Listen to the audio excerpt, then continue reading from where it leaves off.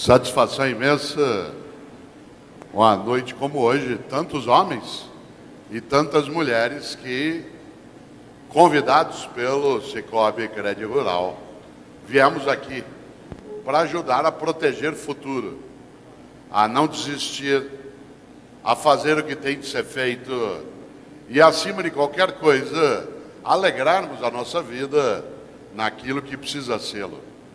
Eu, de onde estou, vejo aqui esse espaço do clube lotado até o fundo e sempre me animo quando as pessoas são capazes de utilizarem tempo, dinheiro, utilizarem um deslocamento. Muita gente veio direto do trabalho, algumas pessoas vieram de cidades vizinhas, outras nem comeram ainda, algumas não tomaram banho de novo. E nós nos juntamos nessa noite por uma das coisas mais fortes, que, como lembrou aqui o Cadmo, tem a ver com a capacidade de cooperar, isto é, de agirmos juntos em direção daquilo que nos protege, nos cuida, nos afaga, nos encanta. A mim cabe aqui uma tarefa gostosa, para o teu desespero, fazer uma fala que vai até 21 horas. Se você olhar teu relógio, você tem um tempo extenso de sofrimento. E foi pedido a mim, também eu gosto, que ao final, algumas pessoas talvez tenham um ou outro dos meus livros, e aí eu, com alegria, vou autografá-los aqui. As pessoas, haverá uma organização para isso. Pelo óbvio, ninguém deixará de seguir essa organização, porque isso ajuda nossa vida coletiva, e depois a Meire vai orientar como será feito o processo. Eu tenho um hábito, e gosto de lembrá-lo, eu gosto muito de autografar, e quando eu vou fazê-lo, eu lancei ontem meu 32º livro. Cada um dos meus livros, quando eu vou autografá-lo, eu escrevo nele sempre uma virtude. É a mesma virtude no mesmo livro, é uma virtude diferente para cada um dos 32 livros. Ontem eu lancei um livro voltado para a família, se chama Família, Urgências e Turbulências. Aliás, porque eu ando preocupado, acho que você também, com o fato de que uma parte da nova geração que está sendo criada por nós não tem muito a ideia de esforço, de disciplina. Isso tem a ver conosco, porque como eles não nasceram prontos, em algumas coisas nós estamos nos distraindo. Aliás, há uma frase antiga que aparece na internet, que às vezes ela sugere que é da minha autoria, não é? É uma frase que tem autoria, que diz que o mundo que nós vamos deixar para os nossos filhos depende muito dos filhos que nós vamos deixar para esse mundo. E nesse sentido, o livro, eu até achei curioso, porque ele foi lançado ontem em São Paulo, que é a cidade onde eu moro, e hoje, assim que eu estava chegando, uma pessoa já o trouxe para que eu autografasse. Quando eu vou autografá-lo, eu escrevo ali do teu nome e do meu, Urgência. Eu tenho um outro livro que se chama Não Nascemos Prontos, que eu escrevo Audácia. Um outro que se chama Por que Fazemos o que Fazemos, no qual eu escrevo Encantar. Aliás, por curiosidade, esse livro, Por que Fazemos o que Fazemos, está há 36 semanas na lista de mais vendidos da revista Veja, na área de autoajuda e esoterismo. Eu não entendi a razão, mas não recuso o afago. E nesse livro eu escrevo Encantar. Mas essa palestra que eu vou fazer aqui hoje, ela aparece de modo mais inteira num livro meu, que, para minha alegria, esse ano está fazendo 10 anos, uma década, e durante 10 anos ele não saiu das listas de bons livros vendidos, o que me agrada muito, é uma honra. É um livro chamado Qual é a Tua Obra? Qual é a Tua Obra? Que é um livro sobre gestão, liderança e ética. E nesse livro está a palestra que eu aqui vou fazer hoje, estou já fazendo. Nesse livro, quando eu vou autografá-lo, além do teu nome e do meu, eu escrevo coragem. Coragem.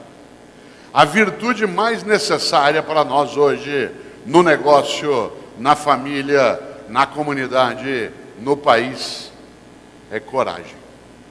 Coragem, atenção, coragem não é ausência de medo. Coragem é a capacidade de enfrentar o medo.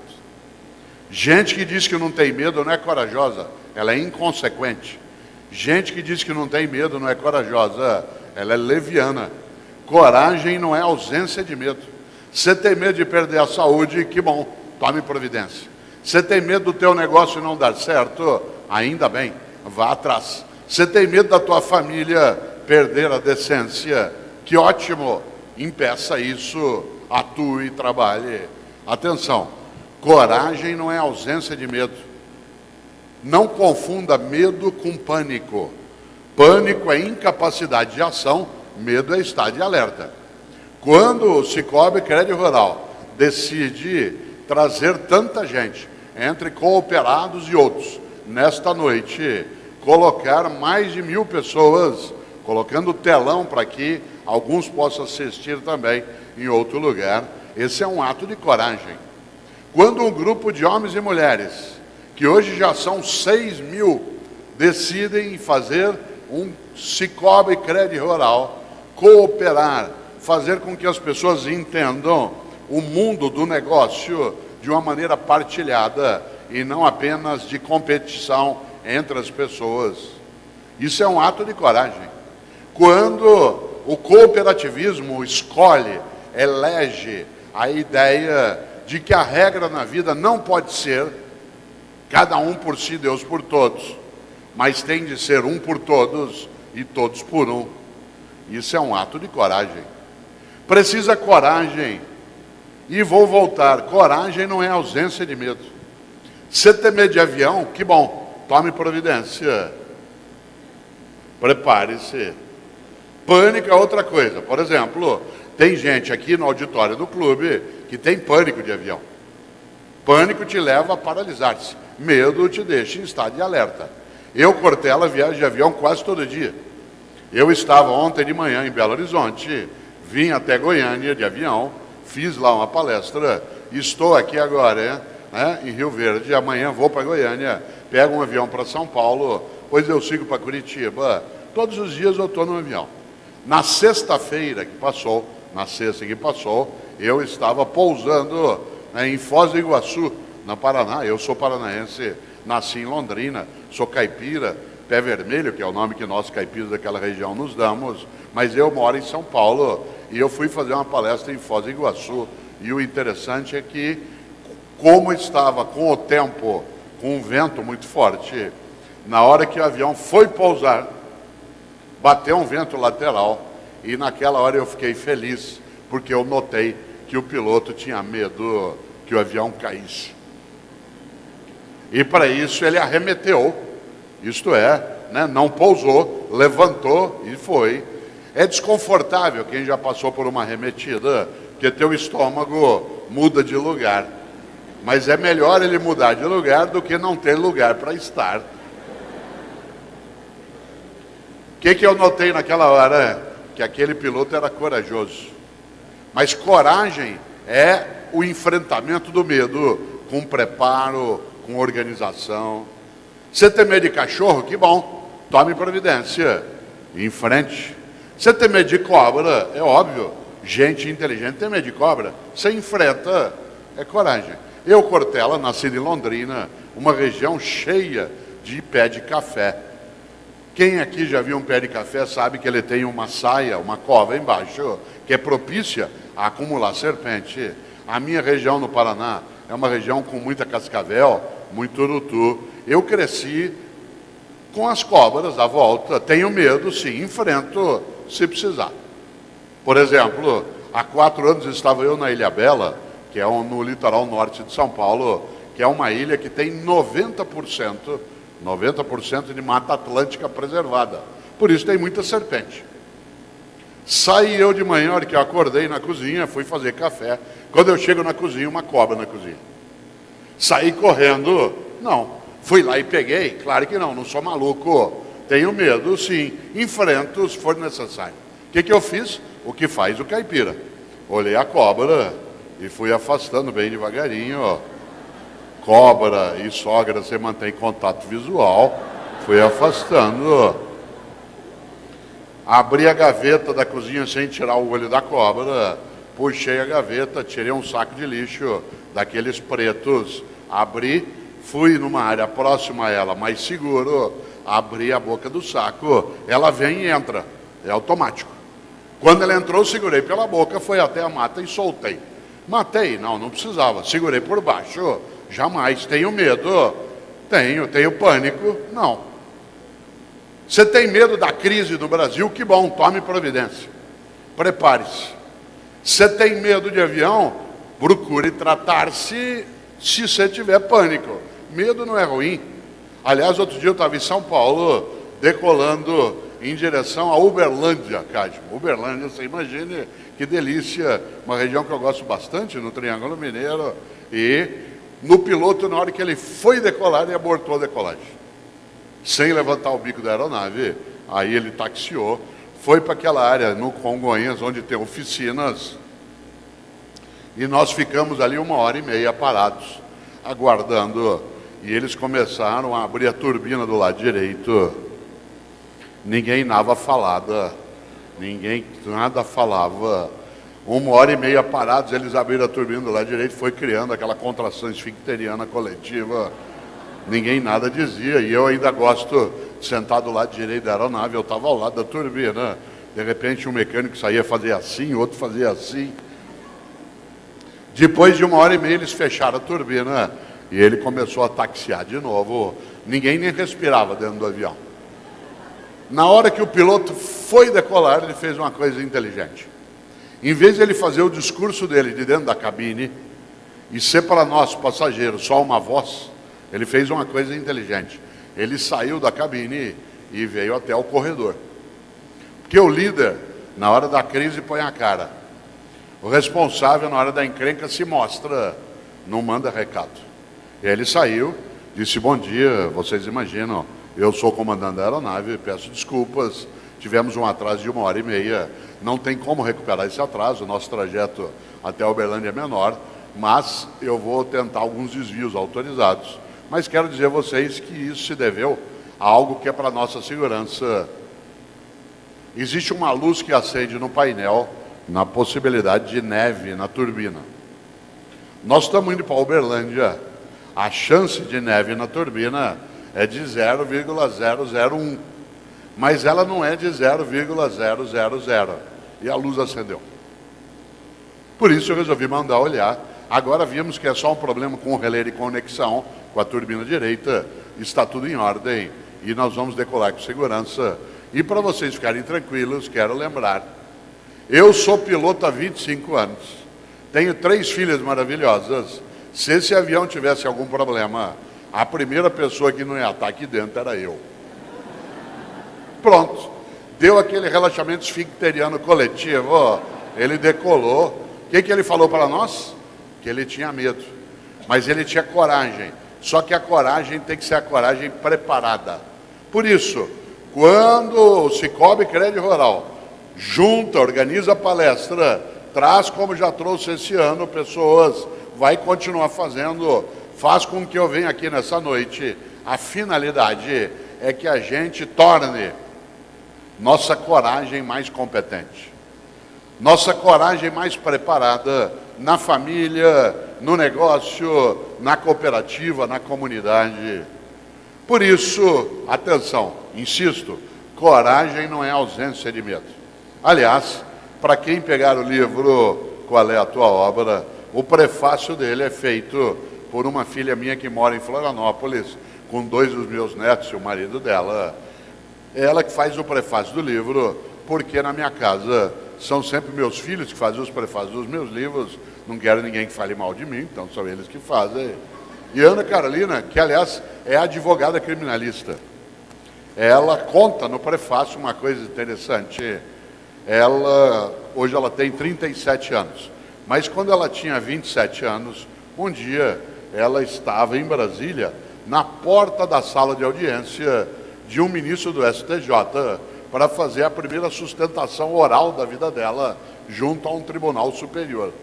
Vocês imaginem, 27 anos de idade, na porta da sala de audiência de um ministro do STJ, obrigado, a perna dela não parava no lugar. ela tremia. Aí ela me ligou em São Paulo no celular e falou: pai, pelo amor de Deus, eu vou entrar agora para falar com o ministro do STJ. Eu só tenho 27 anos, pai. Por favor, me ajude. Como é que eu faço para ser segura como você? Eu disse: espere 30 anos.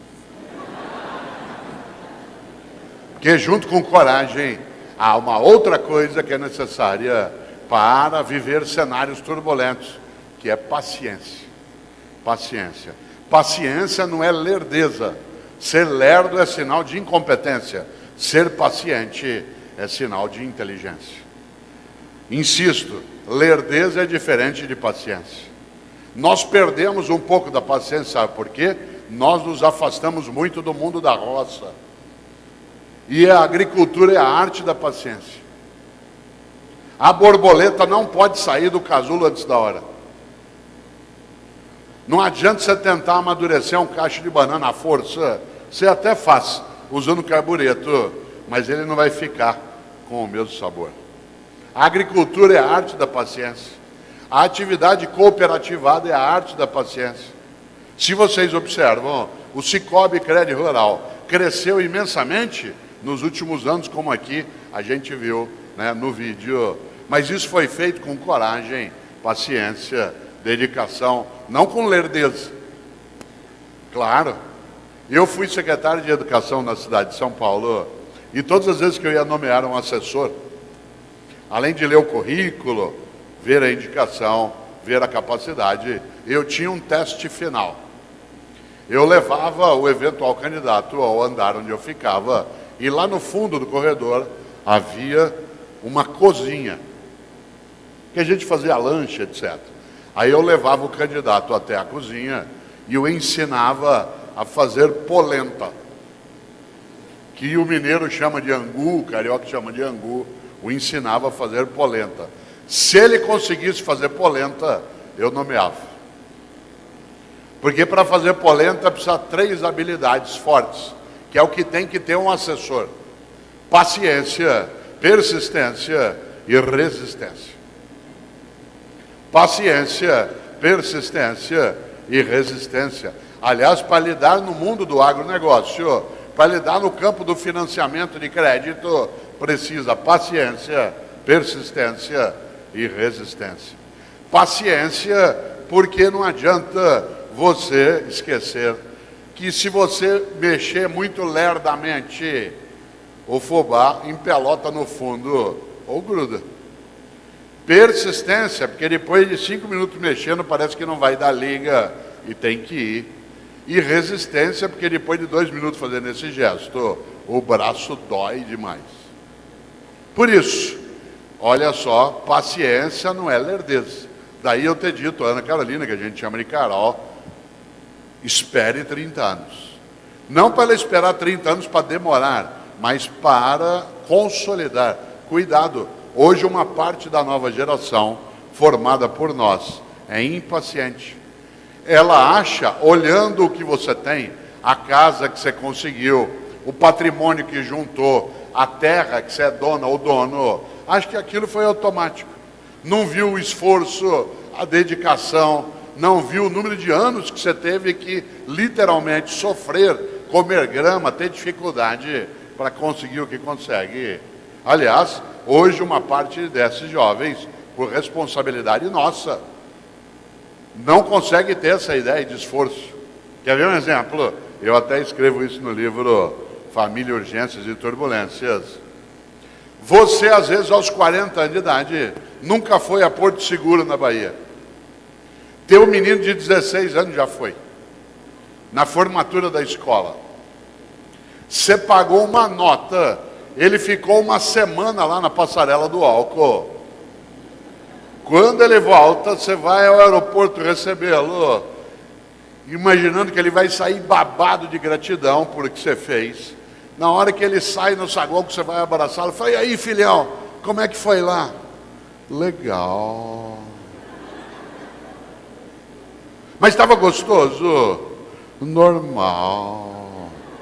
Aquele tédio, aquela ideia de que tudo é automático, de que tudo é óbvio. E não é. Precisa de esforço, dedicação, capacidade, união.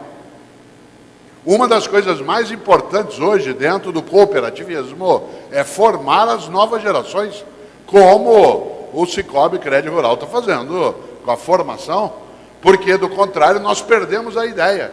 Como a atividade cooperativada, ela permite que você tenha ganhos que são superiores a outros modos.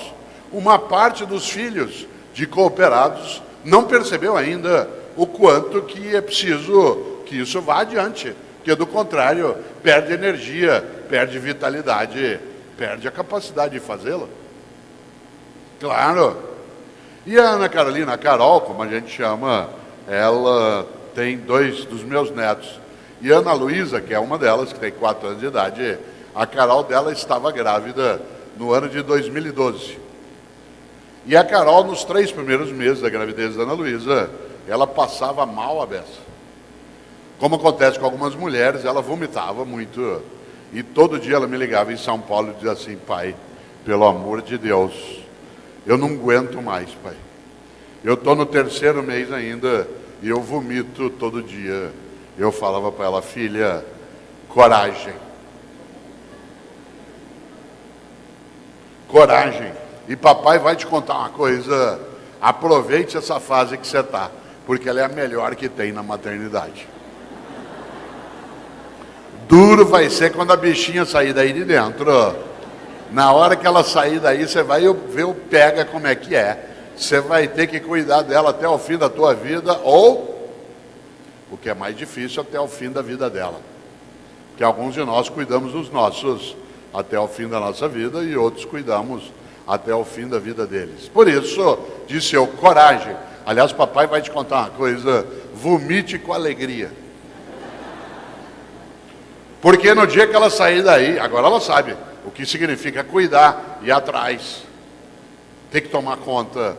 Minha mãe tem 88 anos de idade, moramos em São Paulo na mesma rua, próximos, e ela continua cuidando de mim. Ontem à noite ela me ligou, era 11 horas da noite, falou: filho, onde você está? Falei: estou em Goiânia, mãe. Falou: já jantou? Falei: já. Falou: já escovou o dente? Eu não tinha escovado ainda. Falei: não, mas vou fazer já já. Imagine eu um avô de muito mais de 60 anos de idade, e ela continua tomando conta de mim. Claro. Por que isso? Porque ela tem medo. Medo que eu perca a saúde, que eu perca a condição, que eu perca a decência. O Brasil vive hoje um momento turbulento. A gente tem medo de perder a decência, de perder a esperança. Tem que ter coragem, mas a coragem tem que ser preparada, tem que ser buscada. Nesta hora quero lembrar: cenários turbulentos, mudanças velozes. Negação, proteção ou superação. Há pessoas que, frente ao cenário que é turbulento, recuam, se afastam, se aquietam e ficam dizendo uma frase perigosíssima que é: que horror, alguém tem que fazer alguma coisa. Olha que coisa interessante.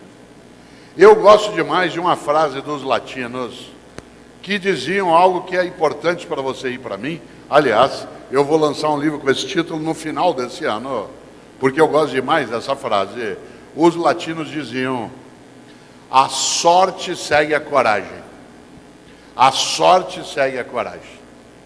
Às vezes você diz: mas aquela pessoa tem uma sorte danada. Olha como é que as coisas dão certo para ela. Não. O que ela tem é coragem de buscar, de fazer, de estudar, de procurar.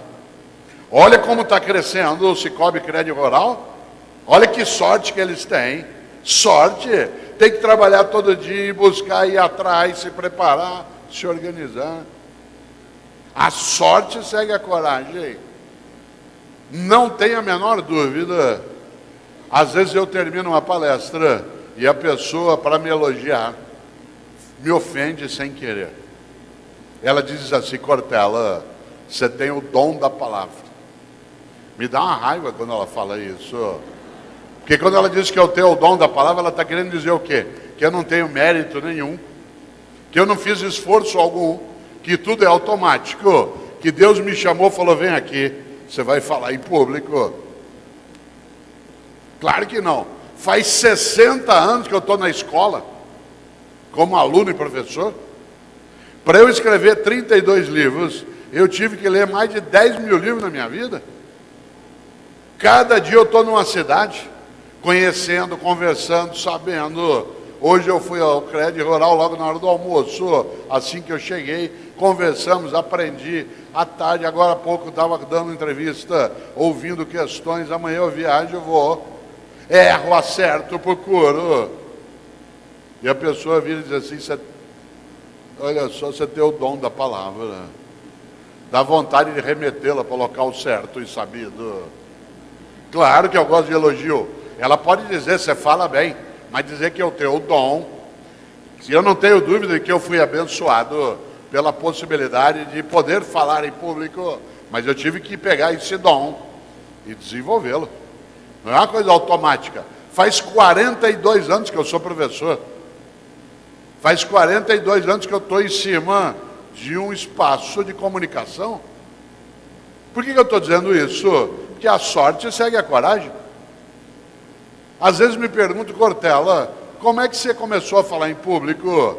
E eu faço isso no rádio, na televisão, faço aqui, faço numa sala de aula, faço diante de programa. Semana passada eu estava terça-feira na Fátima Bernardes, né, falando sobre um livro novo com o Marcelo Taz, era ao vivo, gravei coisas que foram ao ar no Faustão no domingo agora, né, falando sobre o Dia do Trabalho, faz parte do meu cotidiano. Quem olha falando, fala assim, nossa, olha só como é fácil. Exige esforço. A sorte segue a coragem. Quando os cenários são turbulentos e as mudanças são velozes, eu preciso ser capaz de superar aquilo que me dificulta, proteger o que me ajuda e negar aquilo que não serve mais. Insisto, às vezes perguntam para mim, como é que você começou? Eu até vou contar para vocês, é curioso, porque eu nasci em Londrina, como disse antes, e minha família se mudou para São Paulo em 1967. 50 anos esse ano. No final do ano, dia 27 de dezembro de 1967. Minha família é de formação católica. E mudamos numa sexta-feira. E no domingo fomos todos juntos à igreja assistir a missa do domingo na Rua Maranhão, próximo ao lugar onde a gente tinha mudado. E eu, caipira de Londrina, sentei bem no primeiro banco. Cidade grande, lugar novo, quero ver como é que é. Olha que coincidência boa. 1967 é quando a Igreja Católica, quem tem mais idade aqui se lembra, começou a modificar o culto católico. Até 1967, quem aqui é mais idoso se lembra, a missa era com o padre de costas, em latim. Quem aqui é mais jovem nem imagina, mas a missa toda o padre ficava de costas. E a missa era em latim. Ele falava em latim e o povo, sem entender nada, respondia em latim.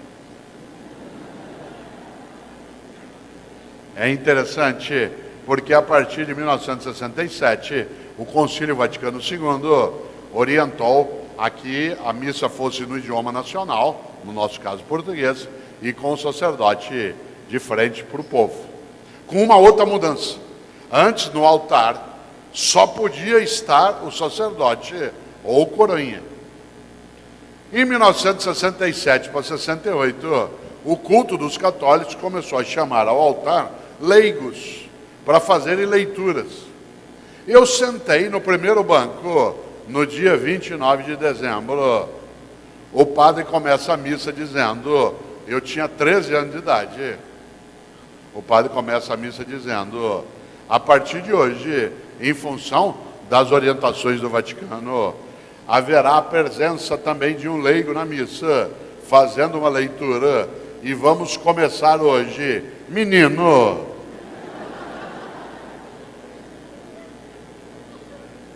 eu tinha duas possibilidades: sair correndo, que era o meu desejo, ou subir e fazer. Eu decidi subir. Subi tremendo. O padre me deu um texto. Para o meu azar era uma carta de Paulo aos Tessalonicenses. Já tropecei aí. E comecei a ler. e fiz uma bobagem danada. Fiquei segurando o papel com a leitura. E quando você está nervoso, ele treme. Quanto mais ele tremia, mais eu tremia. Quando eu terminei, eu desci. Nem lembro direito o que eu li aquele dia. No domingo seguinte, eu fui à missa, sentei lá no fundo, lógico. O padre começou a missa e falou: bom, como nós temos feito a semana toda, a partir, desse ano, haverá sempre a presença de um leigo na leitura. Menino, você que leu domingo passado. Aí eu vim. No domingo seguinte eu já tinha me preparado. No sábado eu tinha ido ver qual era a leitura. No outro domingo eu estava gostando. No quinto domingo eu sentava aqui na frente, pronto para ele me chamar. Depois eu comecei a ler na missa das 8, das 9, das 10, das 11, do meio-dia. E faz 42 anos que eu sou professor. Mas olha que sorte ter o Cortella. Claro que não. A sorte segue a coragem.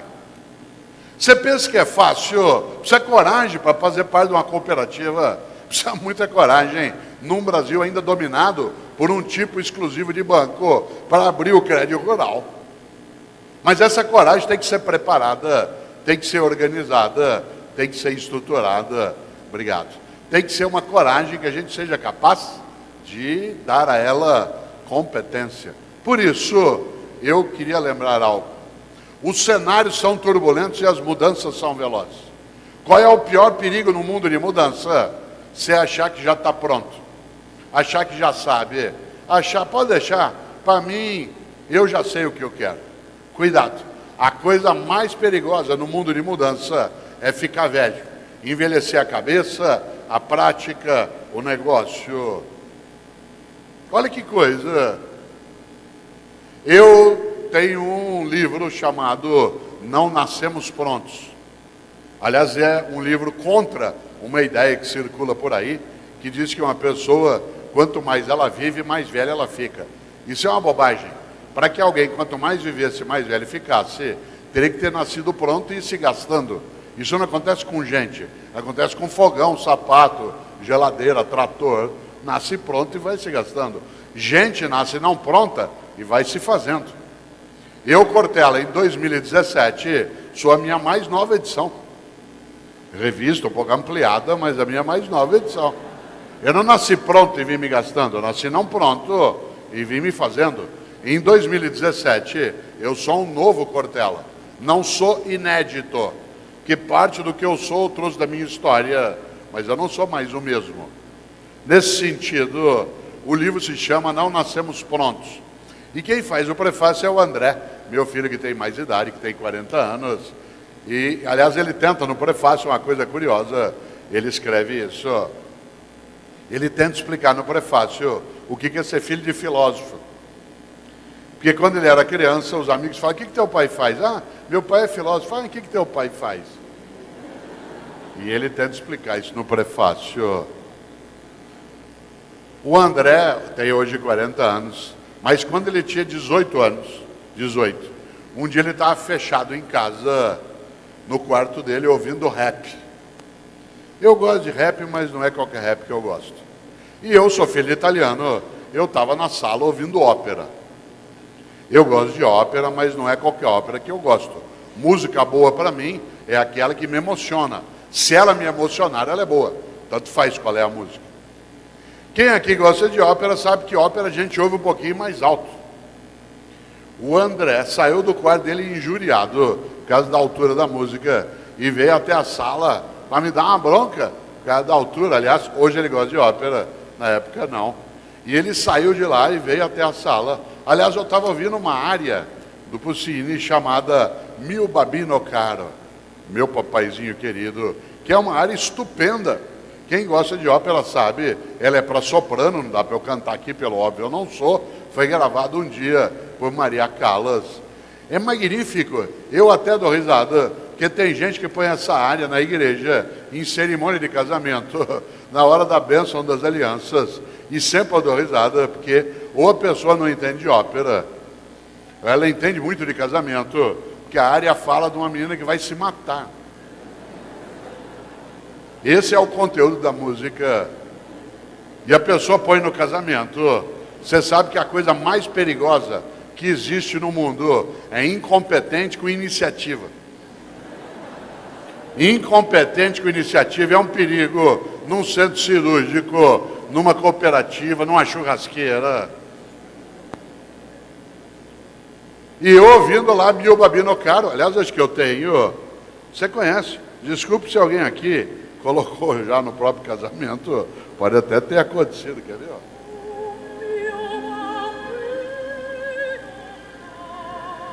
Ó meu papaizinho querido, tenha piedade de mim. Eu aqui na beira da Porta Rossa, em Florença. Ou o senhor me dá esse anel de noivado, ou eu me mato. E ela se mata. E a pessoa põe na igreja, na hora da bênção das alianças. Deve ser premonição. Eu ouvindo ópera, o André ouvindo rap. Ele saiu do quarto dele, veio até a sala e falou: pai, pelo amor de Deus, desliga isso, pai. Isso lá é música. Eu falei: André, meu filho, que pena. Você aos 18 anos de idade já está ficando vítima da indigência mental. Você aos 18 anos de idade fechou tua cabeça para aquilo que é diferente. Você aos 18 anos de idade está ficando impermeável à renovação do teu conhecimento. Você aos 18 anos de idade acha que o único tipo de música que presta é aquela que você já ouvia. Você aos 18 anos de idade não consegue ir além do lugar onde você já estava. Você aos 18 anos de idade está ficando refém da pobreza das ideias. Falou: pai, você está ficando louco. Eu falei: André, eu estou ficando louco, você está ficando velho. Atenção, não confunda idoso com velho. Idoso é uma pessoa que tem bastante idade. Velho é aquele que acha que já sabe, que já conhece, que não precisa mais aprender. Idoso é uma pessoa de 65, 70, 80 anos de idade. Velho você pode ser com 15 anos de idade, 20, 40, 60. Tem menino de 15 anos de idade que já está velho. Cheio de certeza, acha que já sabe. Aliás, ele acha que ele que inventou o mundo, que o mundo começou com ele. Tem gente de 50 anos de idade que está velha. Tem gente de 70 que não envelheceu.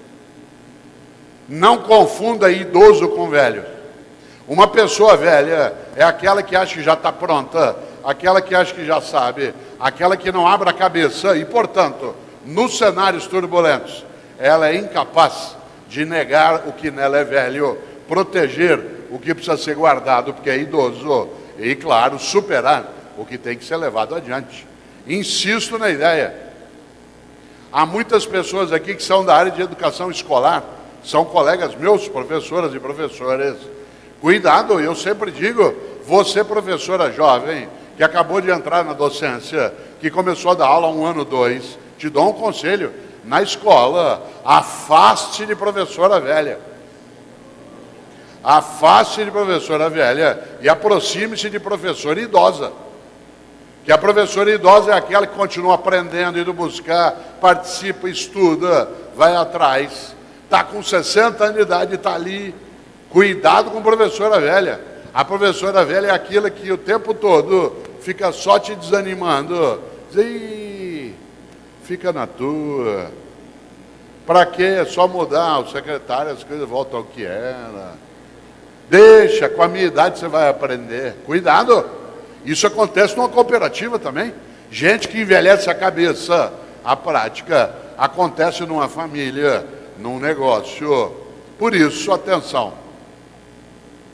Não confunda idoso com velho. Um museu, ao contrário do que pensam os tontos, não é lugar para coisa velha. Lugar para coisa velha é lixo ou reciclagem.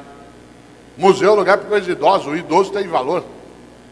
Eu, Cortella, sou professor há 42 anos. Será que eu já sei dar aula? Até certo ponto. 42 anos de docência. Eu preciso entender algumas coisas para não envelhecer a cabeça. Eu estou vivendo cenários turbulentos. O aluno que entrou esse ano na universidade, aquele que entrou aqui em Goiás, que está aqui em Rio Verde, no primeiro ano de economia, administração, agronomia, veterinária, os alunos que já estão quase na metade do primeiro ano. Que ano eles nasceram? 1999. No ano que vem chega na faculdade a primeira geração que nasceu no ano 2000. Para vários de nós aqui, o ano 2000 era uma referência do impossível. Ah, isso aí só no ano 2000. Já foram quase 18. Será que eu já sei dar aula? Ah, mas essa meninada... E meus alunos nasceram em 1999. Domingo, desculpe, segunda-feira agora, foi aniversário de morte do Ayrton Senna. Meu aluno não conheceu Ayrton Senna. Segunda-feira agora fez 22 anos da morte do Ayrton Senna. 23 anos da morte do Ayrton Senna. Meu aluno não conheceu Ayrton Senna. Aliás, ele nem entende o que alguns de nós assistimos corrida de Fórmula 1. Eu falo, uma coisa que o Brasil não tem tradição. Você fala, você está louco, moleque? Como não tem tradição? Nós temos 2 tricampeões e 1 bicampeão. Mas faz tempo. A última vez que o Brasil ganhou o campeonato de Fórmula 1, a última vez que a bandeira brasileira foi balançada numa vitória na Fórmula 1, agora em dezembro, fez 25 anos. 1/4 de século. A última vez que nós ganhamos o campeonato de Fórmula 1 foi Ayrton Senna, em 1991. Só para vocês terem uma ideia do que isso significa, 1/3 da população brasileira não tinha nascido. Você já imaginou? Já imaginou eu, professor, para comemorar um bom resultado na escola, ou no Sicredi, ou no Cicobi, ou na cooperativa, ou na PUC, ou tanto faz. Imagina se eu, para fazer isso, ponho a canção da vitória. Tananá, tananá. As pessoas ficam olhando. 25 anos que nós ganhamos o campeonato de Fórmula 1. A última vez que nós ganhamos o campeonato de Fórmula 1, o presidente do Brasil era o Collor, que agora é da Comissão de Ética do Senado. Já pensou? A última vez que nós ganhamos o campeonato de Fórmula 1, a União Soviética ainda existia. Ela é dirigida pelo Gorbachev, um homem que tinha um mapa na testa. O debate entre Hillary Clinton e Donald Trump, se fosse há 25 anos, não seria em torno do Estado Islâmico, que não existia, do Boko Haram, que não existia, da Al-Qaeda, que não existia, seria em relação aos comunistas. O inimigo do Ocidente era o comunismo. Hoje, o principal aliado do Donald Trump é o Vladimir Putin. No último ano que nós ganhamos o campeonato de Fórmula 1, a inflação no Brasil era de 3.000% ao ano. Você comprava um pão de queijo de manhã aqui em Rio Verde, ele tinha um preço, à tarde ele tinha outro. Para a gente ir ao mercado, a gente tinha que ter fôlego para correr na frente do menino que remarcava preço. Porque se você demorasse para virar uma gôndola, ele já tinha remarcado, você pagava mais caro. Vou contar uma coisa que você que é jovem não imagina. A última vez que nós ganhamos o campeonato de Fórmula 1, não havia carro importado no Brasil. Os primeiros carros importados chegaram aqui em 1993. Carros russos. Lada. Quem comprou aqui tem até hoje. Porque aquilo é invendável e imprestável. Serve para o cachorro dormir em dia de chuva. Você diz, ué, e eu com isso? Cuidado. Segunda-feira agora a gente lembrou a morte do Ayrton Senna. Mas quem lembrou? Uma parte. Eu não posso de maneira alguma esquecer que o mundo muda e muda com velocidade. Por exemplo, meu aluno não conheceu os Mamonas Assassinas. Aquele grupo que tanto encantou os nossos domingos. Aquelas músicas altamente espiritualizadas. Aquele fervor religioso. Agora, no dia 2 de março, fez 21 anos da morte dos Mamonas Assassinos. 21 anos. Você estava em casa no domingo à tarde vendo Faustão e chegou a notícia que o avião deles tinha caído ali em Atibaia. Meu aluno não sabe, eu falei porque os Mamonas Assassinos. Eu falei, Mamonas o quê, professor? Aliás, porque eles não sabem nem o que é mamona. Quanto mais assassina, ele acha que é o nome de um vírus novo. Eu falei, é um grupo de música. Ele falou, o que eles cantam? Eu falei, não, eles cantavam. Eu falei, eles morreram. Vocês nunca viram? Ele falou, não. Eram uns que tinham a Brasília amarela. Brasília? Foi um carro projetado por engenheiro brasileiro, vocês nunca viram? Eu falei, não. Aliás, era um carro que tinha 2 carburadores. Carburador? Como é que eu dou aula para alguém que nasceu em 99, 98? Eu preciso me preparar. Você não fica velho porque você conheceu o Lada. Você fica velho se você deixou a cabeça lá. Você não fica velho porque você conheceu os Mamonas. Você pode ser só idoso ou idosa. Você fica velho se você deixou a cabeça lá. Quando eu conto para os meus alunos que Ayrton Senna não conheceu o celular em alta escala. Aliás, aqui nesse auditório, ninguém tinha celular no ano que o Senna morreu. E quem tinha, era raro e caro. E quem tinha, deixava tocar em público. Era sinal de status. Agora é vergonhoso. Outro dia eu fui fazer uma palestra numa penitenciária perto de Presidente Prudente. Pedi para os presos desligarem os celulares. Todos desligaram, isso é incrível. Pessoal gentil. Senna não conheceu o celular em alta escala. Você comprou o celular quando tinha algum dinheiro. Em 96, 97, era cara a beça. E era quase uma arma de defesa pessoal. Você conseguia trocar o pneu do carro, escorando com a bateria dele. Atenção, em 20 anos ele fez zuf. Esse que está aqui na minha mão agora, manda e-mail, recebe e-mail, tem 6.000 músicas, grava foto, grava filme, ele tem GPS, tem cotação da bolsa, ele indica a temperatura, ele mostra meu batimento cardíaco e... se eu precisar, faz ligação. Você está rindo? Meu aluno não usa isso para falar, ele usa para escrever. A mudança foi tão veloz que eles reinventaram o telégrafo. Quer falar com teu filho agora? Liga para ele não responde. Manda uma mensagem, ele responde. Aliás, você sabe quando alguém é idoso, que ele está com isso no ouvido. Ninguém com menos de 20 anos de idade pôs isso no ouvido. Pôs no ouvido é idoso. Meu aluno não pôs isso no ouvido, nem teu filho. E na hora de escrever, ainda escreve com um único dedo. Ou com 2. Há 20 anos, se você escrevesse com um dedo só, você era mandado embora da empresa. Agora ele escreve com um único dedo. E a gente não consegue. Gente com mais idade como eu tem que segurar com uma mão, fazer com a outra. Até de costas, parece uma galinha balançando. Claro. O mundo muda e muda com velocidade. Meu aluno não imagina que Ayrton Senna não conheceu internet. A internet no Brasil é de 1995. Olha só, a internet mudou o mundo, mudou o negócio, mudou a política, mudou a escola.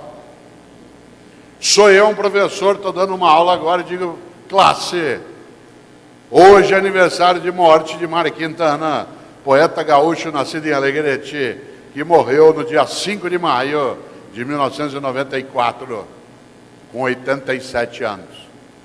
Será que isso que eu estou falando é verdade?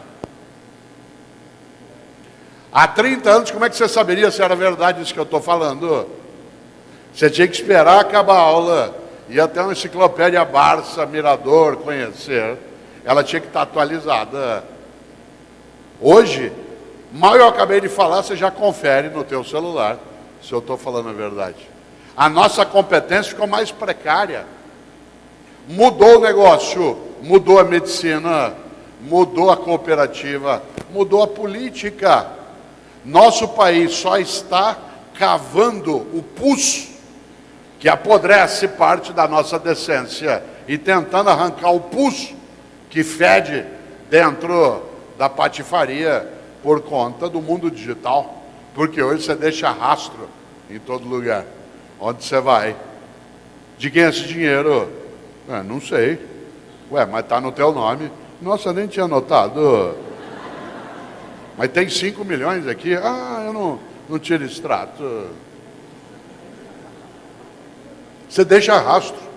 Professor, o senhor está frequentando site pornográfico? Eu? Imagina, jamais. Ué, mas o protocolo da internet é o teu IP. Às vezes eu entro para ver o que meus alunos estão assistindo.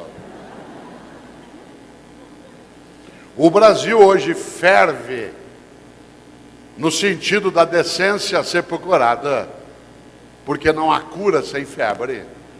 Só há aquilo que temos, que é o escancarar a canalice, que resulta às vezes da nossa distração, outras vezes da nossa omissão, muitas vezes da nossa cumplicidade. Nós só temos isso que vem à tona, com o julgamento sendo transmitido pela internet, com sessões do Supremo na televisão. Nenhum país do mundo faz isso. Por conta do mundo digital, que coloca as coisas às claras. Essa semana, a Câmara de Vereadores da cidade do Recife reajustou o próprio Vale Alimentação, só dos vereadores. Rapidamente, as pessoas se organizaram pela internet para fazer um protesto, e eles recuaram. Claro, o mundo digital aumentou essa condição. Se você observa, a internet mudou o jeito de fazer política. Claro, é só você lembrar, nosso país mudou. Você pode olhar a cada 10 minutos e ver novas coisas. O jornal impresso, que é uma coisa que eu gosto, e muitos aqui também, quando você o pega de manhã, você sabe que ele já está atualizado, que ele está com notícias de ontem. O jornal que você pega está com notícias de ontem. Serve para a gente adensar, refletir. Mas se você quiser saber do agora, você tem que olhar na internet. E a coisa muda. Hoje, durante o dia, várias vezes mudou. O Brasil está tendo uma chance incrível. A maior aula de educação moral e cívica da nossa história nos últimos 5 anos. Nunca nós aprendemos tanto sobre política como nos últimos 5 anos. Quer ver uma coisa? Se eu perguntar aqui agora o nome de 5 jogadores da Seleção Brasileira de Futebol, quase ninguém saberá. Mas se eu perguntar o nome de 5 ministros do STF, todo mundo saberá. Qual país você tem isso? Que as pessoas sabem o que é condução coercitiva, sabem o que é mandado, acompanham o liminar. O país para ver na TV. A seleção de futebol, qual é o próximo jogo dela? Se eu perguntasse isso há 10 anos, todo mundo saberia. Quando é o próximo jogo nosso na eliminatória? Contra quem é? Isso a maior parte não sabe. Mas se eu perguntar algumas coisas, se sabe. Não é que o país já resolveu, como eu digo sempre, nós não estamos no começo do fim, nós estamos no fim do começo. Mas nós começamos. Os cenários são turbulentos. A internet mudou isso. A internet mudou a medicina. Ela mudou o jeito de comprar carro, mudou o jeito de acessar os dados numa cooperativa, mudou a gestão, mudou a medicina. Quem aqui é médico ou médica sabe o quanto que a gente não é mais tão leigo quando a gente entra no consultório. É óbvio que você não forma um médico pela internet, mas eu não sou tão leigo. Antes de ir ao médico, eu dou uma gulgada. Aliás, eu, Cortella, há uns 5 anos, estava numa cidade pulando carnaval. Gosto muito de carnaval, especialmente carnaval de rua, carnaval de pequenininho, de rua. E terça-feira de carnaval pulei com alegria. Quarta-feira de cinza acordei, o olho parecia que tinha areia. Claro, conjuntivite. Deu uma epidemia de conjuntivite em São Paulo e eu participei dela. O que eu fiz antes de ir ao oftalmologista? Google. Aí eu vi lá, tem conjuntivite viral, tem bacteriana, tem por dermatite de contato, faz isso, faz aquilo. Quinta-feira eu subi para São Paulo, fui até o médico, entrei no consultório dele, ele falou, o senhor está com conjuntivite. Eu falei, é viral ou bacteriana? Ele falou, é viral. Eu falei, como é que o senhor sabe? Ele falou, porque se fosse bacteriano, você ia estar com um adensamento gelatinoso próximo à retina. Eu falei, o que eu faço? Ele falou, eu vou prescrever um colírio, o senhor coloque 3 vezes ao dia, 4 gotas. Eu falei, doutor, tem cloranfenicol nesse colírio? Ele falou, tem. Eu falei, eu sou alérgico a cloranfenicol. Ele falou, então vou fazer outra coisa. O senhor faça compressa com água filtrada 4 vezes ao dia. Em uma delas, só em uma, coloca um pouquinho de água boricada. Eu falei, doutor, e se for bacteriana? Ele falou, por quê? O senhor sabe que o boro, que é a base da água boricada, é um meio propício à proliferação de bactéria. Quase que ele me xingou. Ele não xingou, mas ele pensou. Claro que você não forma um médico pela internet, mas eu não sou tão leigo. O que eu quero dizer com isso? Os cenários são turbulentos e as mudanças são velozes. Qual é o pior modo? Envelhecer a cabeça, a prática. Meu aluno não imagina que não havia internet há 21 anos. Meu aluno não acha muito estranho. Uma parte deles não usa pendrive. Tem gente que não começou a usar pendrive. E ele já não usa mais. Outro dia eu falei para a turma, pessoal, por favor, vocês entreguem os trabalhos em pendrive. Pendrive, professor? Não tem onde pôr no tablet, não tem entrada USB? Eu falei, onde vocês armazenam as coisas? Na nuvem. Tem gente que não começou a usar pendrive e eles já estão largando. Outro dia eu fui fazer uma palestra em Catanduva, no interior de São Paulo, e virei para uma mulher, uma professora, colega minha, que eu não conhecia, foi, por favor, a senhora tem pendrive? Ele falou, já tive, mas o médico tratou. Eu fiquei, nem perguntei o que ela imaginou aquela hora. Certo? Claro, o mundo muda. Muda no futebol, muda na empresa, muda na família. Para minha alegria, outro dia, o Tite, técnico da seleção brasileira, ele deu uma entrevista no jornal O Lance, a semana passada, e a última pergunta feita a ele foi quais eram os livros que serviam, que ele recomendava. E ele citou 3 livros que ele recomendava, um deles, o Qual é a Tua Obra? Eu fiquei honrado, especialmente porque ele disse que gostava do livro, que o livro o ajudava a compreender o lugar da humildade. Olha que coisa inteligente. Cuidado, no mundo de mudança, não há lugar marcado no futuro.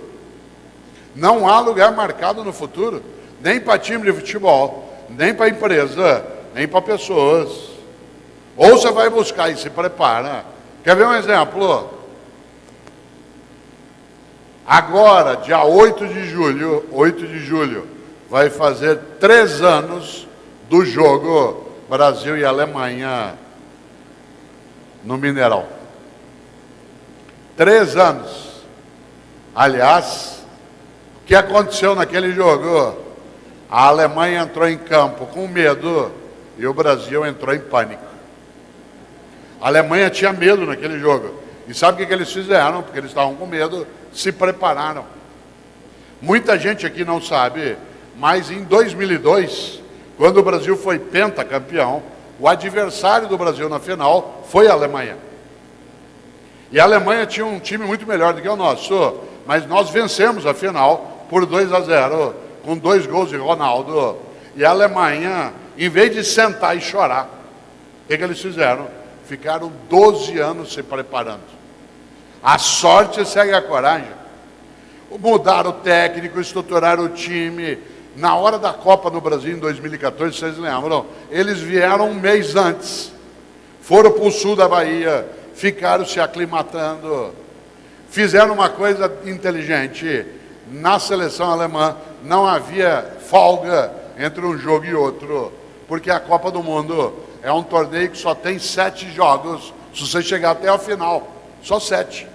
Por isso, Jogava hoje e treinava amanhã.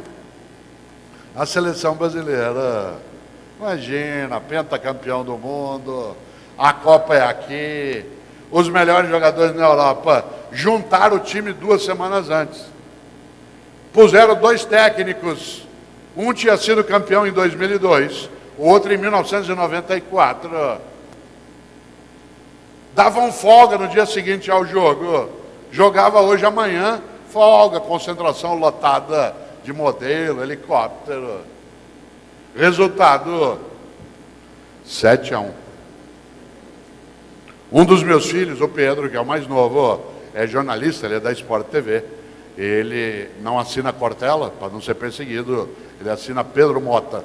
E o Pedro estava cobrindo o jogo no campo, lá no Mineirão. Aliás, o Pedro teve um privilégio maravilhoso, que foi assistir vários jogos do Brasil no gramado.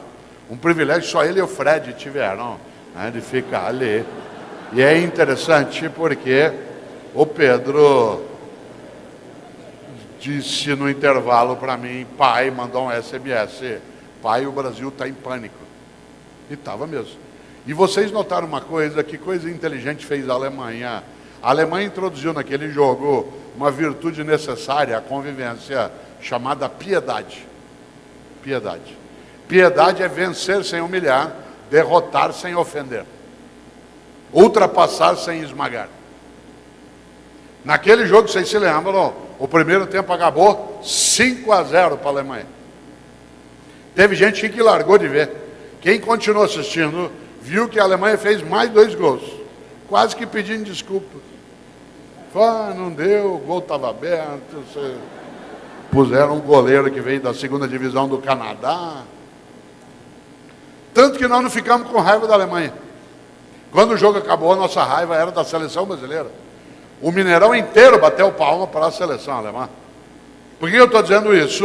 Porque o mundo mudou. Mudou no futebol, mudou no negócio, mudou na maneira de competir, mudou na atividade bancária, mudou na partilha dos lucros e resultados para quem é inteligente. Já tem alguns que continuam o tempo todo velho, dizendo assim, no meu tempo, aqui não é mais assim. É gente que gruda no passado, que nem um tatu gruda no fundo de uma toca. Gruda e fica. Não vou nem contar aqui como é que tira tatu da toca. Só vou lembrar que é um sistema digital.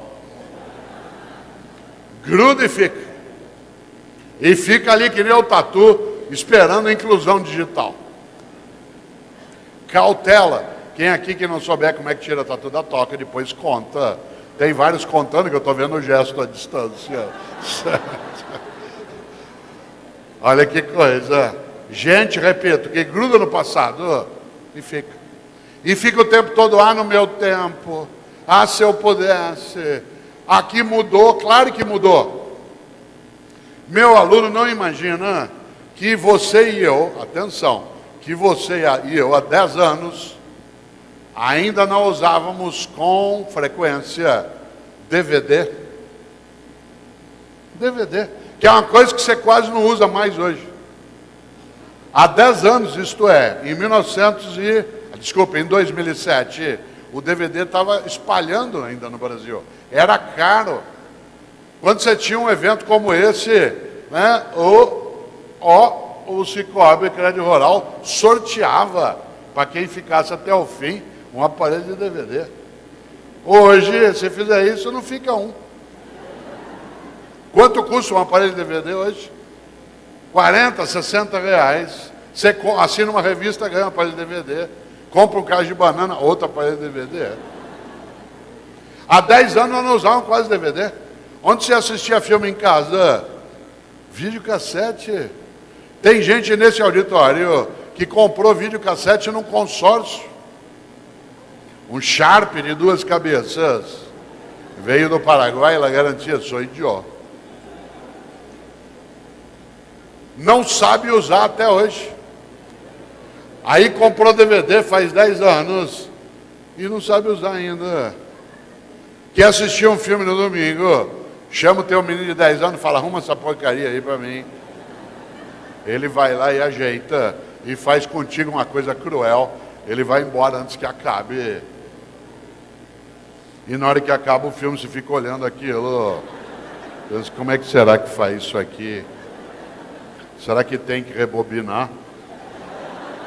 Você está rindo? Tem gente nesse auditório que pagou multa, que não rebobinou fita cassete. Olha só. Cuidado. Você não está velho se você pagou multa. Você está velho se você deixou a cabeça lá. Você não está velha porque você conheceu Telex. Teve gente que conheceu o Telex. Depois o Telex foi submetido e passou para o fax. E agora a internet. Alguns de nós tivemos que fazer curso para usar fax. A secretária tinha que aprender a fazer uma semana de curso. E se você não fosse amigo dela, ela não passava fax para você.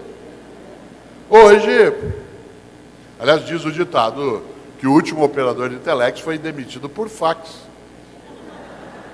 E o fax saiu do circuito. Para nós era um sinal de modernidade. Você já pensou, você diz, ué, Cortella, e eu com isso? Muito. A questão não é se você usou fax, é se você deixou a cabeça lá. No mundo de mudança, a sorte segue a coragem, isto é preciso ser capaz de mudar o modo de fazer, de pensar. Mudar o quê? Tudo? Não. Quero aproveitar que você está perto da tua libertação. Ainda falta para o teu desespero 28 minutos para você se libertar de mim. Vai fazer 1 hora agora que eu estou fazendo aqui uma coisa que é antiga, mas não é velha. Uma aula expositiva. Sem PowerPoint, sem DataShow. Claro que eu uso o PowerPoint e DataShow quando eu preciso. Para essa palestra eu não preciso. Então eu não uso. Cuidado, quando a gente fala em mudança, tem coisa que a gente nega, tem coisa que a gente protege. Por exemplo, uma aula expositiva, quando feita com conexão com as pessoas, ela tem que ser feita. Exemplo, 1 hora que eu estou falando aqui, sem nenhuma tecnologia, exceto o microfone, e ninguém foi embora ainda. Você já pensou? Há coisa que é antiga, mas não é velha. Você vai jantar hoje à noite aqui em Rio Verde, você não procura um restaurante, que está escrito na porta dele, temos os melhores fornos micro-ondas de Goiás. Mas se tiver escrito que tem fogão a lenha, você entra. O fogão a lenha é uma coisa que é antiga, mas não é velha. Por isso, quando se fala em mudança, não é um mudancismo. O que é contemporâneo e moderno dentro do Cicobi Crédito Rural? Tecnologia, comunicação digital, capacidade de acesso. O que é antigo? A relação de confiança, o trabalho leal, a capacidade de cooperar. A ideia de que uma cooperativa tem que ter ambição, mas não pode ter ganância. Não confunda ambição com ganância. Uma pessoa ambiciosa é aquela que quer mais e melhor. Uma pessoa gananciosa é aquela que quer só para si, a qualquer custo. Uma cooperativa é movida à ambição, jamais por ganância. Que a ganância te leva até a algum sucesso, mas ela destrói a comunidade, destrói a condição de vida. Claro que o Cicobi Crédito Rural tem ambição, quer mais e melhor, mas não de qualquer jeito. Aliás, um lema não escrito de quem é decente é: não fazemos qualquer negócio. Não fazemos qualquer negócio. Porque há negócios que, embora possam ser feitos, não devem ser feitos. Nessa hora, claro, você é ambicioso, que bom, quer mais e melhor. Eu, Cortella, sou ambicioso, quero mais e melhor saúde, mais e melhor condição, mais e melhor afeto, mas eu não quero só para mim, e nem a qualquer custo. Se você observa, o Brasil, nesse momento, está começando a detectar todos os gananciosos mais recentes. Aliás, uma pergunta que eu me faço, e acho que você também, quando você vê as denúncias até onde eles iriam? Até onde eles iriam? Depois de 30 milhões, 40 milhões, até onde o cara iria? O que ele faria com aquilo? Outro dia eu ouvi Augusto Cury falar uma coisa ótima. Ele dizia: você quer o quê na vida? Ser o mais rico do cemitério? Olha que coisa interessante. A ambição, que é uma coisa que é antiga, não é velha. Uma aula expositiva. Você já imaginou, se você contar para alguém que você veio hoje à noite aqui no clube e ficou 1h30 ouvindo uma aula expositiva no mundo de tecnologia, mudança, a pessoa vai falar: você está louca. Claro que não. Eu estou usando aqui o mais avançado meio de aprendizado que existe, a tecnologia mais séria de conhecimento, chamada cérebro humano. Cada um aqui trouxe o seu. Espero que leve na hora que for embora. Ele é wireless, é Bluetooth, é alimentado por carboidrato, proteína, açúcar e soja. Tem 3 milhões de anos de uso. Inventou tudo isso. Uma coisa que é antiga, mas que não é velha. Por que eu estou dizendo isso? Porque a tendência de algumas pessoas quando você fala de mudanças velozes, dela mudar todas as coisas. E não é assim. É preciso mudar o que tem que ser mudado. Por exemplo, eu sou professor há 42 anos, será que eu já sei dar aula até certo ponto? Eu preciso conhecer o meu aluno, o que ele ouve? Qual música ele ouve? Qual filme ele gosta? O que o emociona? O que mexe com ele? Para isso eu preciso ouvir o que ele ouve. Eu tenho um hábito, todos os dias, sem exceção, eu ouço música por 30 minutos, das 5 às 5h30 da manhã, todo dia. Como eu acordo às 4h30, há mais de 40 anos, das 5 às 5h30, eu ouço música. Ouço o quê? O que o meu aluno ouve. Quando eu quero música para minha diversão, é outro horário. Mas eu sou disciplinado. Amanhã, das 5 às 5h30, antes de eu sair em direção a Goiânia, ouvirei música. Para quê? Para eu estudar. Por exemplo, hoje eu acordei em Goiânia, fiquei meia hora ouvindo One Direction, que é uma banda que meu aluno ouve. Eu preciso saber o que ele gosta. Amanhã eu vou ficar meia hora ouvindo Lady Gaga, Paparazzi, Poker Face, Bad Romance, Alejandro, Telefone. Meu aluno gosta. Se ele gosta, eu não posso achar que ele é tonto. Tem que aprender com ele. Domingo eu vou ficar meia hora ouvindo, é difícil para mim, vou ficar meia hora ouvindo sertanejo universitário. Eu tenho dificuldade. Eu tenho uma esperança em relação ao sertanejo universitário, que eles se formem. Certo? No entanto, é claro que essa brincadeira minha serve para eu dizer algo. Eu sou caipira, eu gosto de música caipira. Mas tem gente que gosta do sertanejo universitário. E quem gosta não é tonto. Eu é que tenho que ter humildade para aprender. Da onde que você tira prazer? Por que você curte aquilo? Por que você gosta de dançar? Porque se eu for arrogante e achar, não, música é Tunico e Tinoco, também é. Música é Pedro Bento e Zé da Estrada, Milionário Zé Rico, também é. Mas não é só isso. Também é aquilo que outros ouvem. Eu preciso lembrar que, junto com coragem e paciência, é preciso humildade para viver tempos que são novos. Eu não posso achar que quem aprecia sertanejo universitário, que ele é frágil, ao contrário. Por isso, quando eu fiz a brincadeira propositadamente, para lembrar o quanto que a gente precisa cuidado com o preconceito, porque o preconceito impede o aprendizado daquilo que a gente não conhece ainda. Ah, isso aí é coisa de gente jovem, não quero saber. Opa, isso aí é coisa de gente velha, não estou nem aí. Cuidado. Ah, Cortella, bobagem isso que você está falando aqui. O pessoal do Cicobi Crédito Rural te trouxe, mas isso eu sei. Eu estou nessa atividade faz 20 anos. Cuidado. Não é porque você faz uma coisa há 20 anos que você está preparado já para continuar fazendo. Exemplo, hoje de manhã, aqui em Rio Verde, uma senhora logo cedo deu sinal para um táxi no hotel. O táxi parou, ela entrou no banco de trás e falou, por favor, aeroporto, que eu vou a Campinas. O táxi disse, pois não. E ela foi. Quando já estava chegando próximo à área do aeroporto, eu falei, engraçado, em Rio Verde, o taxista fala tanto, ele está tão quieto. Acho que eu não fui simpática com ele. Como ela estava no banco de trás, ela não teve dúvida, foi, bateu nas costas dele para falar com ele. Quando ela bateu, ele meteu o pé no freio, jogou o carro em cima da calçada, ficou pálido, começou a suar. Ela falou, o senhor me desculpe, eu não queria assustar o senhor. Ele disse, não, dona, a senhora me desculpe, por favor, sabe quem que é? Hoje é o meu primeiro dia como taxista e a senhora é a minha primeira passageira. Ela falou, e o que o senhor fazia antes? Ele falou, eu fui por 20 anos motorista de um carro funerário. Cuidado com o tapinha nas costas. Pode ser o velho te assustando.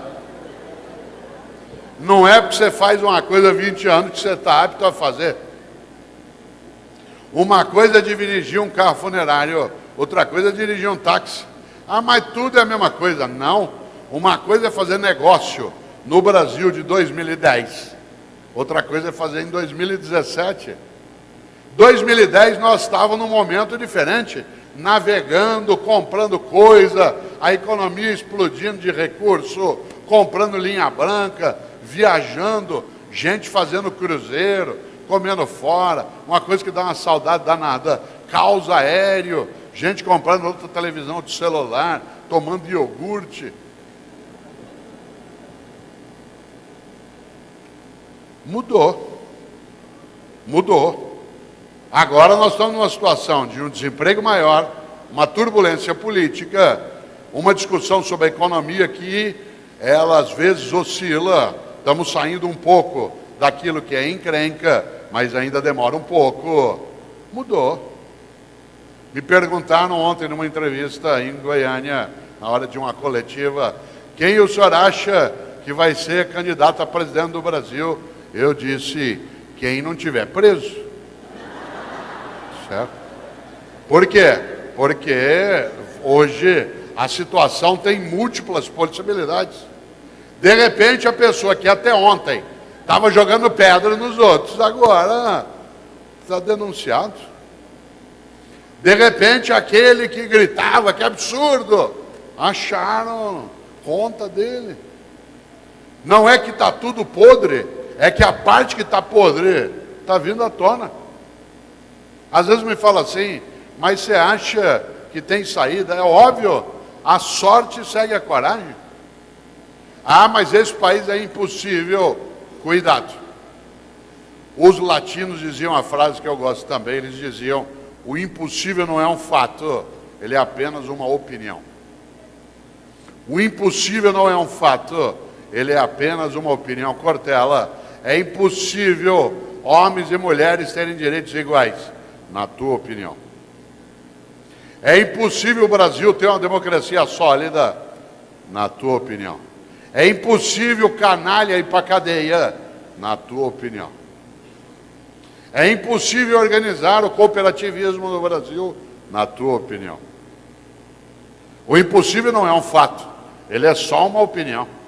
Aliás, Barack Obama conta uma história numa das suas biografias, que quando ele tinha 10 anos de idade, 10, ele que foi criado pela avó, ele um dia chegou para ela aos 10 anos de idade e falou assim, vó, eu vou ser presidente dos Estados Unidos. Já imaginou se ela vira para ele e fala assim, moleque, você está louco? Você fumou alguma coisa? Como que você vai ser presidente dos Estados Unidos, menino? Isso é impossível. Você nasceu no Havaí, tem nome muçulmano e é afrodescendente? Você está louco, moleque? Como que você vai ser presidente? Você chama Barack Hussein Obama, é havaiano e é negro? Sabe o que ela falou para ele? Vai que você pode. De onde ele tirou o lema, yes, we can. Vai que você pode. Quando ela disse vai que você pode, é claro que ela não estava querendo dizer que era só ele ficar sentado esperando que as coisas iam acontecer. Claro que não. Ele tinha que ir atrás, como ele foi, estudou, aproveitou nos Estados Unidos as políticas afirmativas, que são as cotas, entrou na Universidade de Harvard, que é a melhor universidade do mundo, fez direito, se candidatou a ser contínuo, office boy, na biblioteca de Harvard, acabou sendo o editor da revista mais tarde, senador no primeiro mandato, presidente da República dos Estados Unidos por 2 mandatos. O impossível não é um fato, ele é só uma opinião. Aliás, se vocês se lembram, quando Obama assumiu a presidência em 2008, a nação norte-americana tinha quebrado de cima e embaixo. 2008, vocês lembram? Está longe, agora os Estados Unidos estão decolando e nós é que estamos encrencados um pouco. 2008 nos Estados Unidos, com os derivativos, o subprime, a economia norte-americana quebrou no dia 16 de setembro de 2008, vocês lembram? O banco Lehman Brothers, o banco mais antigo do mundo em operação, faliu. Na sequência, a IG Seguradora babou. Logo depois, General Motors pediu concordata, da qual ele já saiu. Claro, eu, Cortella, gosto de lembrar uma coisa. Eu, às vezes, tenho alguma atividade na Globo News, e a Globo News tem um programa, que agora é diferente, chamado Conta Corrente. E quando começou a crise em 2008, em setembro, eles criaram o Conta Corrente Especial, que era só para discutir a crise. E na primeira semana de outubro, a crise começou na metade de setembro, na primeira semana de outubro, eles me chamaram para discutir a crise, porque Estados Unidos estava quebrando, a Europa estava com dificuldade, nós estávamos ainda sossegados. Me chamaram na primeira semana para discutir a crise. Eu e um economista brasileiro de alto nível, professor Alquimar Moura. Naquele dia o programa estava sendo apresentado pelo Ricardo Lessa. E mal o programa começou, chegou um e-mail óbvio de um espectador. Pergunta dele no e-mail: o que faz um filósofo num debate sobre crise econômica? Eu respondi: amado espectador, eu tenho 2 respostas para você. A primeira eu vou dar agora, a segunda eu não posso dar no ar, porque ela tem um componente erótico, mas a primeira eu posso dar aqui mesmo. Eu estou absolutamente à vontade nessa conversa sobre crise econômica, completamente à vontade, por uma razão. Todos os economistas até agora, todos sem exceção, que eu vi, ao serem perguntados em relação à crise, quando perguntados o que acham que vai acontecer, todos disseram que não sabem o que vai acontecer. Pois bem, nem eu. Por isso, economista ou filósofo, dá na mesma. O programa seguiu. No intervalo, o Lessa virou e falou assim: Cortella, você falou que você tinha uma segunda resposta para o espectador? Você pode falar para mim? Falei: posso, se você desligar o microfone. Ele desligou. Falei: seguinte, eu estava certo, infelizmente. Ele falou: o que você acha que vai ser essa crise? Isso em 2008. Falei: seguinte, você já transou com um gorila? Ele falou: é óbvio que não.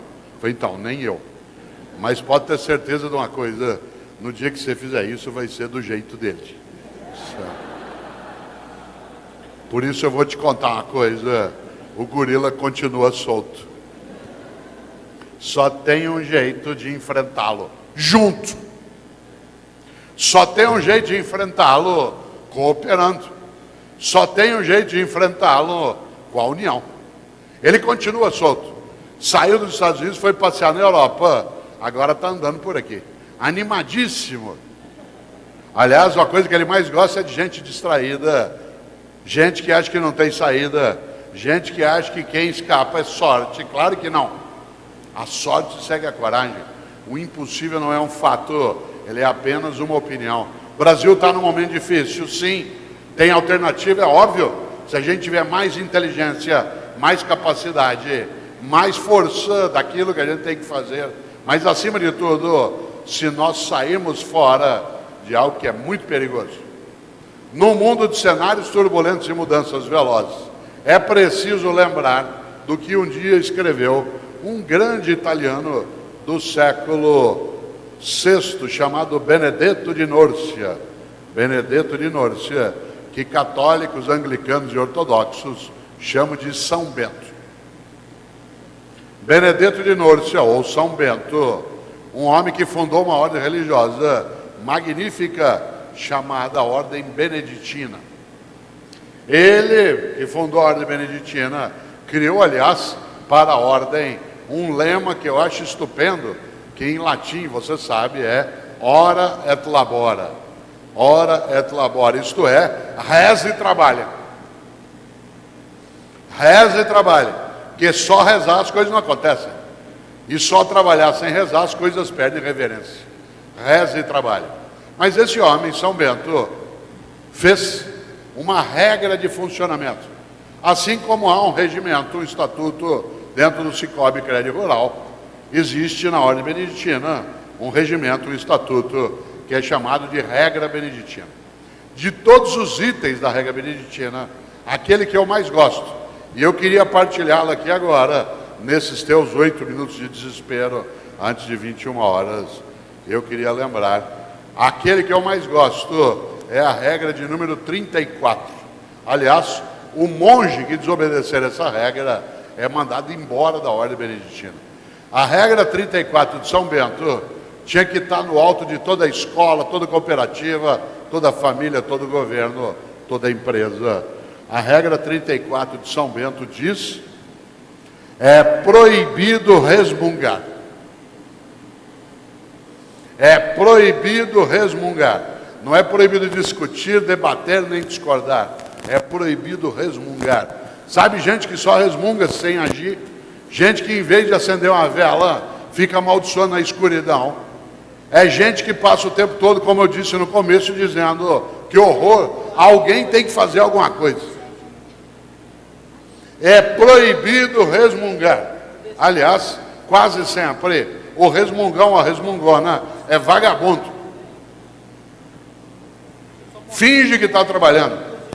É gente que anda levantando poeira. Cuidado com gente que anda batendo chinelo e levantando poeira, normalmente não está fazendo nada. Até na hora de ajudar a tirar a louça no domingo do almoço, pega uma travessa na sala, vai à cozinha, volta à sala outra vez, fica naquele balé da desocupação e no fim da tarde diz assim: estou acabada. Cuidado, é proibido resmungar. Aliás, gente que só resmunga é vagabunda. E para poder ser vagabunda, essa pessoa, como todo vagabundo, ela é pessimista. Todo vagabundo ou toda vagabunda é pessimista. Porque a melhor maneira de não precisar fazer nada é achar que nada pode ser feito. A melhor maneira de não precisar se mexer é achar que não adianta se mexer. Todo vagabundo é pessimista. Aliás, quando ele é vagabundo mesmo, ele nem chama a si mesmo de pessimista, ele chama de realista, que aí é que não tem alternativa, e ele não precisa fazer nada. A única coisa que o vagabundo faz, ou a vagabunda faz, é nada. E a única coisa que o vagabundo faz, você sabe, é sentar e esperar dar errado. Aí você fala assim: ué, mas não está dando errado. Ele fala: espera que você vai ver. O otimista tem uma encrenca. Ele tem que levantar, ir atrás, sofrer, voltar, acordar cedo, trabalhar muito e buscar juntar com o outro, se arrepender, querer largar. Mas não desiste. Todo pessimista é vagabundo e todo vagabundo é covarde. Num país que precisa enfrentar a turbulência, não dá para resmungar. Não dá para fingir que as coisas não estão acontecendo. Mas também não dá para ficar, isso não tem jeito. A sorte segue a coragem. É preciso recusar a vagabundagem.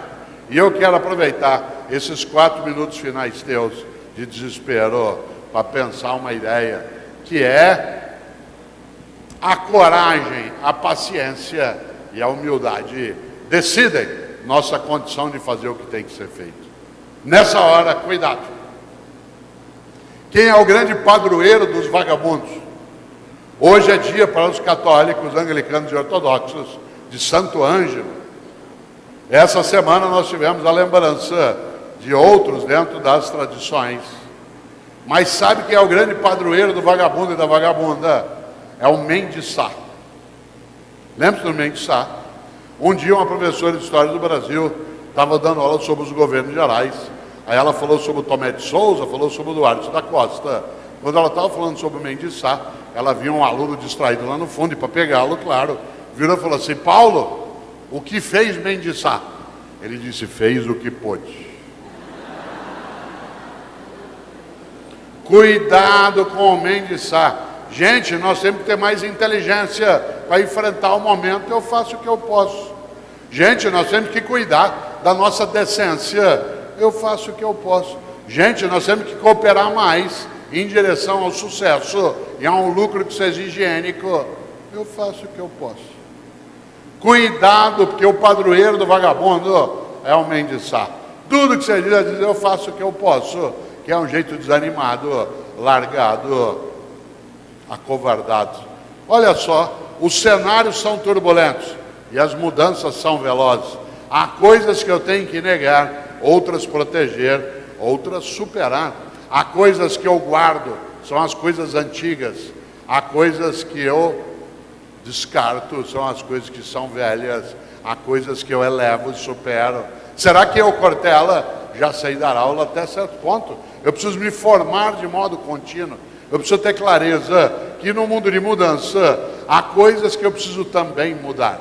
Por isso, nesses teus 2 minutos finais, eu queria lembrar algo, agradecendo acima de tudo ao Cicobi Crédito Rural por esta ocasião e as palavras aqui colocadas, a atenção, o cuidado, tudo aquilo, né, que a diretoria e também a MEIR fizeram para que a gente pudesse ter hoje uma situação de reflexão, aprendizado. Mas eu queria lembrar algo especial que me ajuda. A hora que eu terminar, às 21 horas, eu vou chamar a MEIR, ela vem, faz o encerramento, explica como tudo será. Enquanto isso, eu saio um pouquinho, que eu vou ao banheiro, que eu sou idoso, né, e na hora que eu voltar, se você tiver algum livro, né, com gosto dele, escreveria. Às vezes a pessoa não tem um livro, ela quer, às vezes, tirar uma foto. Para quem gosta de tirar foto, eu digo, tire, azar seu, né, você que sabe. Mas eu farei assim que é meio explicar. Mas eu queria dizer algo a vocês nesse minuto final. Cuidado! A sorte segue a coragem. É preciso ser capaz de buscar com inteligência, com iniciativa, com decisão. Mas, acima de qualquer coisa, prestar atenção nas mudanças do mundo, para não envelhecer. Tem gente que tem ouvido, mas não ouve. Um senhor de 80 anos de idade, essa é a última coisa que digo, um senhor de 80 anos de idade ligou no consultório do otorrinolaringologista, a enfermeira atendeu, disse, pois não. Ele disse, por favor, eu queria marcar uma consulta. Ela, pela voz dele, percebeu e falou assim, quantos anos o senhor tem? Ele falou, eu tenho 80 anos. Ela falou, o senhor está muito surdo? Ele disse, não, mas minha esposa, que tem a mesma idade que eu, já não ouve direito, e eu amo demais.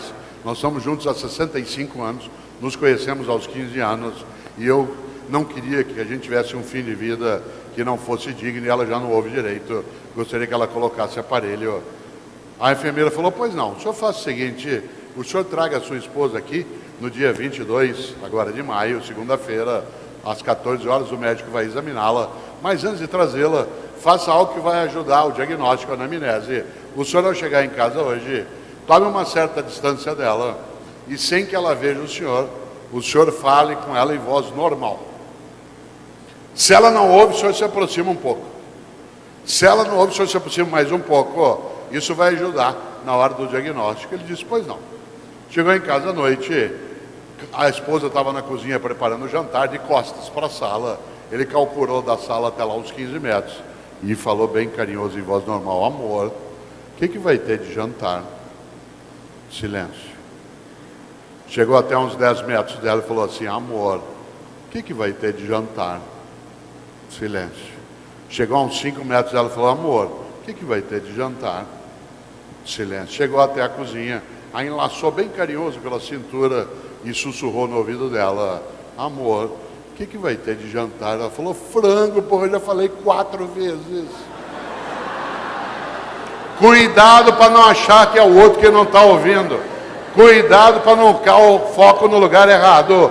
Cuidado para não esquecer que com coragem, paciência e humildade, a sorte seguirá e a gente faz o que tem que ser feito. Por isso que numa noite como hoje, se lotou esse espaço do clube para as pessoas exercerem algo decisivo. A ideia de que o impossível não é um fato, ele é só uma opinião. Obrigado. Obrigado. Muito bem, obrigado. Obrigado.